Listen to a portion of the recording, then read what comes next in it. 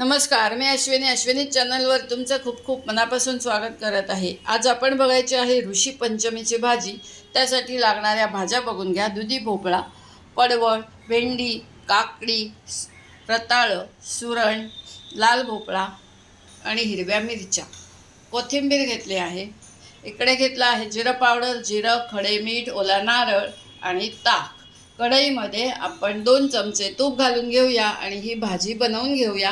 त्याला लागणारं थोडंसं पाणी घेतलेलं आहे।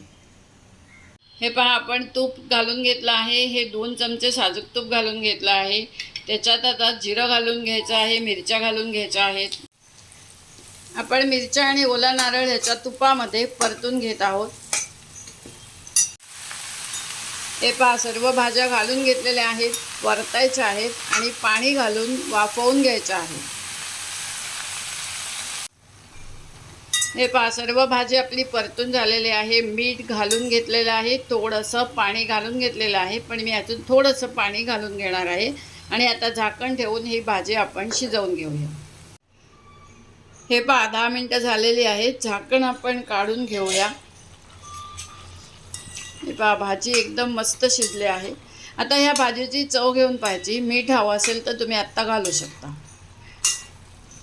आता ह्याच्यात आपण थोडं ताक आणि जिरा पावडर घालून घ्यायची आहे। हे पहा, जिरा पावडर थोडीशी घालून घ्यायची आहे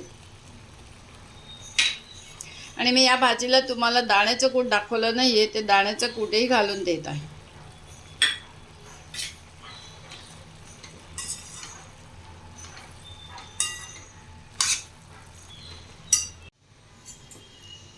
आपण भाजीमध्ये थोडंसं ताक सोडून घेतलेलं आहे, अजून थोडंसं सोडत आहे।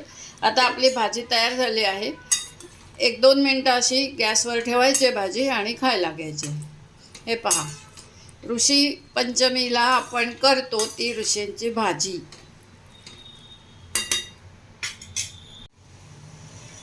आपली भाजी तयार झालेली आहे। वर थोडीशी कोथिंबीर घालून देणार आहे।